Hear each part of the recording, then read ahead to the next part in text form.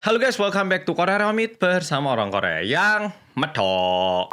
Oke, tentunya Bolo sekarang udah tahu aktris yang bernama Hayoung ini lagi di cancel dikarenakan buyutnya yang pro Jepang. Aku ngerti banyak banget Bolo di sini yang langsung bertanya-tanya kok buyutnya juga dipermasalahkan. Nah, ini bakal kita bahas. Dan buat Bolo yang masih mikir loh kok Hayoung di cancel kenapa? Mungkin di akhir video bakal jadi lebih paham. Ya mungkin nggak sampai ikutan cancel, tapi mungkin jadi lebih paham kenapa Hayoung ini di cancel seperti saat ini. Nah, sebelum aku memulai video kali ini, aku mau bilang kalau aku pun sangat-sangat tidak setuju kalau seseorang itu harus dibenci ataupun mendapatkan perlakuan yang tidak adil hanya dikarenakan leluhurnya. Udah gitu, aku juga ngelihat banyak banget komen-komen dari netizen Indonesia yang kayak gini. Loh, padahal lo idol K-pop itu lo banyak yang dari Jepang. Lah kok mereka nggak di-cancel? Duh, apaan sih K-Nets ini kok sensitif banget? Aduh, apaan sih ini kok sampai buyutnya juga dibawa-bawa? Dia kan cuma cicitnya. Nah, aku juga udah lihat komen-komen kayak gini. Di sini bukannya aku mau bilang netizen Indonesia salah, cuman melalui video kali ini mungkin Bolo jadi lebih paham dikit kenapa K-Nets ini jadi sampai cancel Hayoung. Langsung kita mulai. Oke, aktris yang mau kita bahas ini bernama An Hayoung. Dia ini kelahiran tanggal 11 Agustus tahun 1993. Jadi bisa dibilang di ulang tahunnya di tahun 2026 ini dia mendapatkan hadiah terburuk yang bisa dia bayangkan. Hayoung ini lahir di kota Seoul di distrik Yongsan, lebih tepatnya di Hannam-dong. By the way, Hannam-dong ini bisa dibilang kampung yang paling mahal di Seoul. Jadi Bolo pasti mikir Gangnam itu mahal, benar Gangnam itu mahal. Tapi Hannam-dong ini bisa dibilang di atas itu. Kalau di Gangnam itu lebih banyak apartemen-apartemen mahal. Hannam-dong itu bener-bener orang kaya, kayak yang punya Samsung, BTS. Mereka itu lebih tinggal di perumahan yang nggak terlalu tinggi tapi luas. Nah, itu biasanya di Hannam-dong. Dan mungkin mayoritas dari Bolo kemungkinan besar tahu mukanya Hayoung dari Trauma Code atau Teach You a Lesson, atau mungkin dari drama barunya yang berjudul Our Sticky Love. Dan jujur, aku pun lumayan terpukau sama penampilannya Hayoung yang juga cakep dan juga aktingnya yang bagus. Nah, terus kenapa Hayoung ini bisa menjadi masalah segininya? Awal mulanya itu dimulai dari Hayoung yang muncul di beberapa variety show. Hayoung sama Jonghae ini kan baru rekaman drama yang berjudul Our Sticky Love ya toh. Dan untuk melakukan promosi mereka ini muncul di beberapa variety show. Dan salah satunya adalah 옥탑방의 문제 아이들 yang judul Inggrisnya adalah Problem Child in a House. Dan juga di variety show lainnya. Di variety show MC Jonghae sama Hayoung akhirnya mulai ngomong-ngomong. Hingga di satu topik Hayoung ini mulai membagikan sedikit cerita keluarganya. Di situ Hayoung bilang sendiri kalau buyutnya itu merupakan dokter pertama di Korea yang bahkan juga pernah mengobati Raja Gojong. By the way, dokter pertama yang dimaksud di sini adalah dokter pengobatan Western. Buat Bolo yang pergi ke dokter dan dapat resep dokter itu kan pengobatan Western. Sedangkan orang-orang Asia biasanya kita memiliki pengobatan tradisional ya, atau kayak di Korea punya tusuk jarum, obat pakai rempah-rempah, di Indonesia juga ada jamu. Nah, ini pengobatan tradisional. Jadi sebelum buyutnya Hayoung adanya itu cuma dokter-dokter tradisional, dan buyutnya Hayoung itu merupakan dokter pertama yang menggunakan pengobatan ala Western. Setelah itu Hayoung juga bilang bahwa darah dokternya ini turun-temurun dari buyutnya ke kakeknya, ke papanya, dan sekarang ke kakak perempuannya. Dan sampai di sini nggak ada seorang pun yang ngira kalau ini bakal menjadi masalah, sehingga adegan ini pun ditayangkan. 중조 할아버지는 이제 제가 듣기로는 그러니까 양의학을 일본에 가서 배워 오시고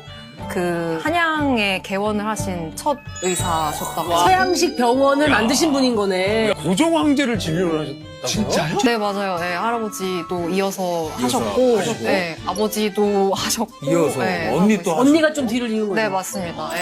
Nah, masalahnya setelah ini ditayangkan, netizen-netizen Korea mulai mikir, loh, sik talah. Kalau buyutnya itu dokter pertama, seharusnya di sejarah Korea itu bakal tercatat. Karena sejarah Korea itu bisa dibilang sangat tercatat dengan baik. Jadi kalau misalnya Bolo nonton drama Korea ataupun film-film Korea yang berkaitan sama sejarah, itu biasanya sangat detail karena sejarah Korea itu tercatat dengan sangat baik. Sehingga netizen-netizen itu mulai nyari dokter pertama di Korea. Dan muncul satu nama yaitu An Sang-ho. Nah, orang yang bernama An Sang-ho ini siapa? An Sang-ho ini merupakan orang Korea yang belajar kedokteran di Jepang dan setelah itu balik ke Korea buka rumah sakit pertama.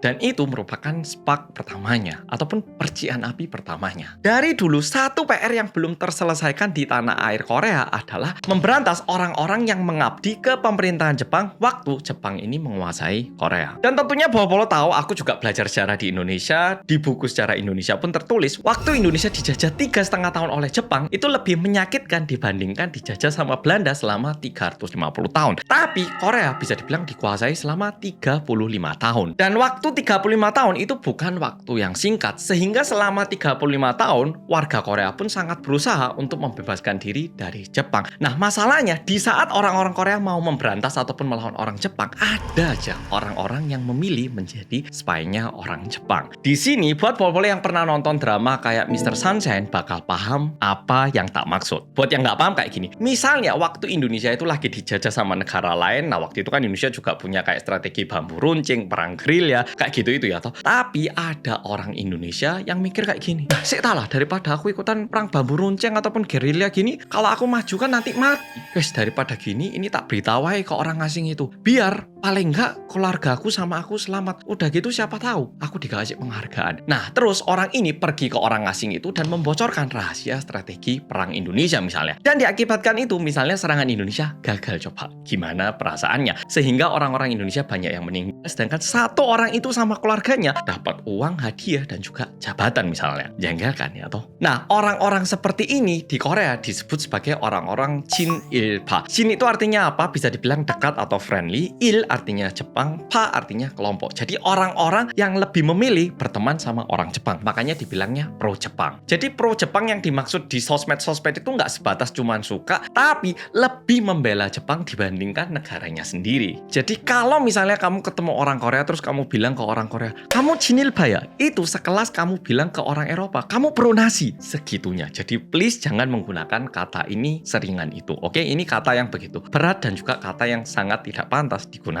Dan bahkan pemerintah Korea itu punya satu buku nama-nama Chinilpa. Dan di situ salah satu orang yang paling terkenal adalah Lee Hwan-yong. Dia ini merupakan politikus yang berusaha sangat keras untuk menyerahkan kedaulatan Korea ke pemerintah Jepang. Sampai di sini pasti Pol-Pol mikir, lu Mas, jari ini emang ngomong hayang kok malah muter ke Chinilpa. Nah, balik lagi karena Pol-Pol perlu tahu ini untuk memahami situasinya. Apa yang dimaksud sama pro Jepang ataupun Chinilpa? Yaitu orang-orang yang mengkhianati negara untuk kepentingan pribadi ataupun keluarga mereka. Dan tentunya orang-orang yang udah mengkhianati ini biasanya mereka mendapatkan harta yang begitu besar yang bahkan diturun-temurunkan itu masih kaya. Karena selama Jepang menguasai Korea, mereka itu mendapatkan banyak keuntungan. Kayak misalnya dapat tanah, ataupun ada yang dibebaskan dari pajak. Ataupun orang-orang ini dari zaman itu udah diberikan hak untuk melakukan bisnis khusus eksklusif untuk kamu. Yo bayangkan misalnya waktu Indonesia dijajah sama Belanda ataupun Jepang, ada satu keluarga, oke mulai sekarang cuman kamu yang punya hak untuk jualan rempah-rempah misalnya. Pasti kaya banget ya toh. Kayak gitu. Dan satu hal yang disayangkan adalah waktu Korea merdeka, pemerintah Korea tidak berhasil merampas semua harta-harta yang didapatkan oleh orang-orang Chinilpa. Karena waktu itu, waktu Korea pertama merdeka, pemerintah Korea itu lebih fokus untuk memerdekakan negara daripada memberantas orang-orang Chinilpa. Sehingga banyak banget Chinilpa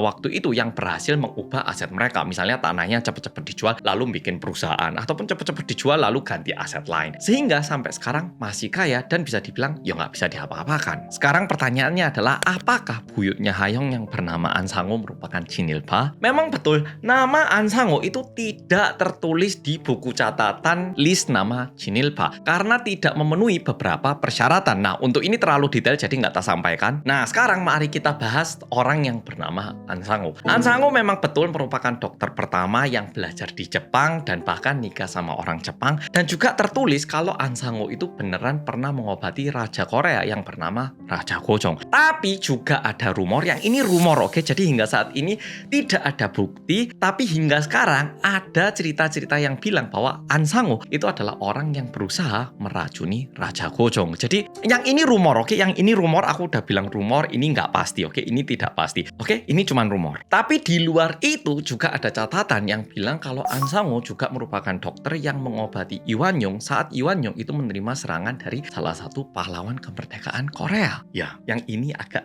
ngeces. Udah gitu, An Sang-woo ini ternyata juga pernah menerima batu penghargaan ataupun monumen jasa. Tapi monumen jasa ini udah dinyatakan sama pemerintah Korea bahwa ini merupakan monumen buatannya Chinil. Nah, setelah itu An Sang-woo yang nikah sama orang Jepang ini nantinya punya anak laki-laki yang merupakan kakeknya Hayong. Dan kakeknya Hayong ini nantinya juga menjadi dokter dan bekerja di Pulau Sorok. Pulau itu dalam bahasa Korea merupakan do, makanya kalau Polo lihat di sosmed bilangnya Sorok do, kayak Jeju do, itu Pulau Jeju kayak gitu. Masalahnya dokter yang bekerja di Pulau Sorok, mereka itu bilangnya mereka mengabdi dan mengobati pasien-pasien yang memiliki penyakit kusta. Tapi sebenarnya dokter-dokter yang ada di situ melakukan tindakan yang menyalahi HAM dan juga melakukan adopsi paksa. Meskipun tidak ada catatan tepat yang bilang kalau kakeknya Hayong itu ikutan melakukan hal itu, tetapi kalau dilihat masa dan juga waktu kakeknya Hayong menjadi dokter, kemungkinan besar kakeknya Hayong itu ikutan di gerakan itu. Nah, diakibatkan berita ataupun informasi-informasi seperti ini, Hayong langsung mengalami putus kontrak dari brand deal dan juga langsung viral di banyak media. Bahkan salah satu fansite-nya pun tutup. Dan nantinya Hayong pun juga membuat klarifikasi di akun IG-nya. Ini lumayan panjang, langsung tak bacakan beberapa poin yang penting menurutku. Jadi melalui akunnya Hayong itu bilang kayak gini. Pertama, selama ini saya hanya tahu sebagian cerita dari keluarga saya, dan yang memalukan adalah tanpa mengetahui sepenuhnya saya membagikan cerita keluarga saya dengan begitu bangga. Kedua, melalui kejadian kali ini saya menjadi tahu kalau buyut saya ternyata merupakan seorang Chinil. Ketiga, mengungkapkan cerita keluarga saya tanpa mengetahui sejarah Korea sepenuhnya merupakan suatu hal yang salah. Keempat, semua ini diakibatkan kekurangan saya dan saya mohon maaf atas kekacauan ini. Kelima, tidak tahu tidak berarti saya boleh mengabaikan ataupun menyepelekan hal ini. Keenam, sebagai keturunan dari seseorang yang pernah melakukan tindakan yang salah, saya ingin mengucapkan maaf, apalagi kami sedang mendekati hari kemerdekaan. Dan setelah itu, tepatnya pada tanggal 11 Agustus, ada satu berita yang muncul bahwa seorang reporter ini berhasil bicara dengan papanya Hayong. Di situ, papanya Hayong membawa satu buku berjudul Hanguk Euhak Gechoksa, yang berarti sejarah pelopor kedokteran Korea yang ditulis oleh seseorang bernama Jong Hu Chung. Nah, intinya di interview itu papanya bilang kayak gini. Ini kan papanya, jadi buyutnya Hayong kan merupakan kakeknya ya toh. Nah, papanya bilang kayak gini. Setahu saya, kakek saya alias An Sang-woo itu mendapatkan titipan dari Raja Eujin. Nah, di sini pasti bol-bol mulai bertanya-tanya, Raja Eujin itu siapa? Raja Eujin merupakan anak laki-lakinya Raja Gojong. Oke, masih lanjut. Jadi kalau berdasarkan papanya Hayong, kakeknya ini An Sang-woo itu mendapatkan titipan dari Raja Eujin untuk bekerja demi negara, dan untuk itu kakeknya alias An Sang-woo ini kembali ke Korea dan membuka rumah sakit, dan setelah balik ke Korea itu langsung mendampingi Raja Eujin, sehingga papanya itu nggak pernah kepikiran kalau kakeknya itu merupakan seorang Chinil katanya. Setelah itu papanya juga bilang kayak gini, dan juga kakek saya kan nikah sama orang Jepang itu bukan karena nggak suka Korea ataupun Chinil, tapi dikenalkan sama perempuan Jepang sama Raja Eujin. Jadi kakek saya itu nikah sama orang Jepang bukan karena mau membuang jiwa Koreanya. Nah, makanya saya pun nggak pernah kepikiran kalau kakek saya ini merupakan seorang Chinil. Udah gitu, saya masih ingat nenek saya bilang kalau kakek saya itu selalu bilang ke nenek kalau kakek saya itu pengen keturunannya melakukan kontribusi kepada negara Korea meskipun dirinya sudah meninggal. Dan saya ingat betul nenek saya bilang seperti ini menggunakan hanbok sambil bertani di Korea. Nah, setelah itu papanya mengakhiri dengan bilang kayak gini. Tapi melalui kejadian kali ini saya juga jadi belajar dari awal kehidupan apa yang dijalani oleh kakek saya. Saya tidak ada niatan untuk memperindah ataupun menutupi keadaan dengan alasan saya merupakan keluarga dari An Sang-woo. Tapi dengan ini saya juga pengen minta maaf, dan saya bersama dengan keluarga juga jadi berpikir apa yang bisa kita lakukan ke depannya. Interview ini terkesan menjelaskan situasi atau, tapi ada satu masalah lagi setelah interview ini. Pernyataan-pernyataan yang dibuat sama papanya Hayong ini kan berdasarkan buku yang dituliskan sama orang yang bernama Jong Hu Chung ya toh. Masalahnya Jong Hu Chung ini merupakan seseorang yang namanya itu tertulis jelas bahwa dia ini merupakan Jinilba. Jadi bisa dibilang apa yang dituliskan sama Jong Hu Chung ini kurang bisa dipercaya ataupun kurang objektif gitu. Nah, sebenarnya infonya sampai di sini. Jadi kalau berdasarkan informasi-informasi yang udah aku rangkum, terkesan Hayong dan juga ayahnya itu terkesan kalau mereka itu benar-benar tidak tahu kalau kakeknya merupakan seorang Chinil, dan mereka jadi sadar melalui insiden kali ini. Dan bisa dibilang ini sama sih sama kondisi saat ini. Kayak zaman sekarang itu ada negara yang pernah menjajah negara lain, tapi di buku sejarahnya mereka itu tidak mengajarkan kepada warga-warganya apa yang sebenarnya mereka lakukan saat mereka menjajah negara lain. Ada juga negara yang mengajarkan warga-warganya apa yang sebenarnya terjadi kepada warganya agar warga-warganya ini tidak mengulangi kesalahan fatal yang pernah mereka lakukan di masa lampau. Jadi ada warga-warga dari sebuah negara yang mereka nggak tahu kalau leluhurnya itu sejahat apa. Ada warga-warga yang tahu kalau leluhurnya itu pernah melakukan kesalahan dan mereka tidak mau mengulangi hal itu. Bisa dibilang keturunannya ini tidak salah, tapi attitude ataupun sikap mereka tentunya sangat berbeda. Dan di sini aku juga ngelihat banyak banget komen-komen yang bilang kalau Hayong itu sebenarnya oversharing. Tapi di satu sisi, aku mikirnya kayak gini. Oke, bisa jadi selama ini Hayong tidak tahu sepenuhnya siapa buyutnya. Tapi juga ada satu hal yang perlu dipertanyakan. Masa papanya nggak tahu sih kakeknya itu siapa? Masa papanya nggak memberitahu kepada anaknya kakeknya kayak apa? Dan mungkin di dalam pembicaraan meja keluarga, mereka tentunya sebagai keluarga berpikir kalau leluhur-leluhurnya adalah orang yang hebat dan juga orang yang baik. Hingga sampai sekarang mereka masih kaya dan juga berkecukupan. Ya maksudnya istilahnya mana ada gitu loh anak yang bakal mikir papaku ini orang jahat. Nggak ada ya toh. Nah ini mungkin pernyataan yang agak sensitif. Aku bisa bilang oke, mungkin Hayongnya tidak salah. Tapi satu hal yang bisa kita catat di sini adalah keluarganya Hayong itu tidak pernah merefleksikan apa yang pernah mereka lakukan sebagai orang Korea kepada negaranya. Sehingga hal ini pun tidak bisa dibebaskan dari Hayong. Memang betul Hayong pribadinya tidak salah. Tetapi Hayong pun tidak bisa menyalahkan orang-orang yang tidak mau lagi mendukung dirinya. Karena setelah mengetahui semua hal ini, kayaknya nggak mudah untuk orang-orang terus mendukung Hayong yang memiliki leluhur seperti ini. Dan mungkin kalau aku diizinkan untuk memberikan satu ilustrasi, bayangkan aja. Misalnya kamu terlahir kaya dan juga berkecukupan. Tapi ternyata uang yang dihasilkan sama orang tua ataupun leluhur kamu merupakan uang hasil korupsi ataupun uang hasil nipu orang misalnya. Mungkin kamunya nggak salah, tapi mungkin kamu juga nggak layak untuk menerima cinta dari banyak orang. Ataupun bisa dibilang, bukankah kamu terlalu serakah? Setelah orang tua ataupun leluhur kamu melakukan semua hal itu, kamu udah menikmati manisnya, bahkan kamu juga ingin mendapatkan cinta dari keturunan-keturunan yang pernah dilindas sama leluhur kamu.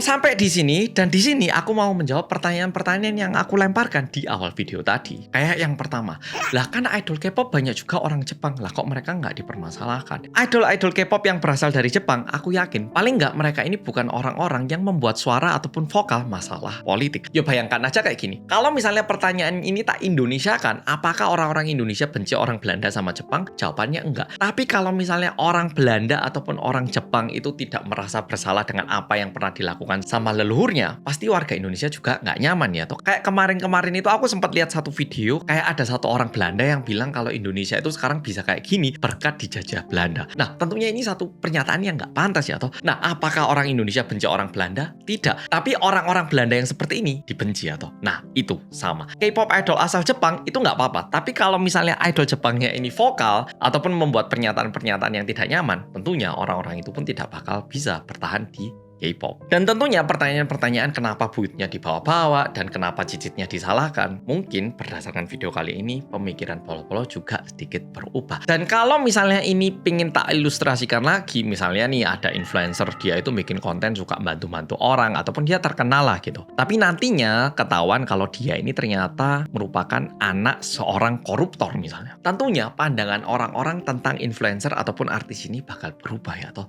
sama kayak gitu. Oke, videonya itu tak rekam di hari Kamis kemarin dan di malam hari itu informasinya terus bertambah dan hingga sekarang itu masih bertambah. Nah, bukannya nggak mau menambahkan, tapi tujuanku melalui video kali ini adalah memberi pemahaman kepada Polo-Polo kenapa warga K-net itu kecewa sama Hayong. Dan menurutku ini udah cukup untuk memberi pemahaman. Jadi buat Polo-Polo yang melihat informasi-informasi tambahan, ya itu menjadi alasan yang lebih dan lebih dan lebih. Dan tujuanku di sini bukan kayak mau menjelekkan Hayong atau gimana, tapi lebih ke arah memberi pemahaman kepada Polo-Polo kenapa K-net kecewa. Dan menurutku dengan ini udah cukup. Ya, jadi itu kenapa alasannya nggak tak tambahkan, dan ini pun bakal terus bertambah. Nah, makanya nggak bisa juga kayak terus tak tambahkan, nanti videonya semakin panjang dan semakin diedit, nanti malah nggak upload. Oke, Polo-Polo, video kali ini sampai di sini. Terima kasih udah nonton, dan aku harap melalui video kali ini, paling nggak Polo-Polo itu sedikit lebih paham apa yang membuat orang-orang Korea itu meng-cancel Hayong. Kebebasan, Polo-Polo mau dukung, aku nggak bisa menyalahkan, karena itu keputusan dan juga kemauan Polo-Polo. Tapi paling nggak Polo-Polo jadi paham kenapa Hayong mendapatkan perlakuan seperti itu di Korea. Oke, sekali lagi terima kasih dan sampai jumpa di video berikutnya.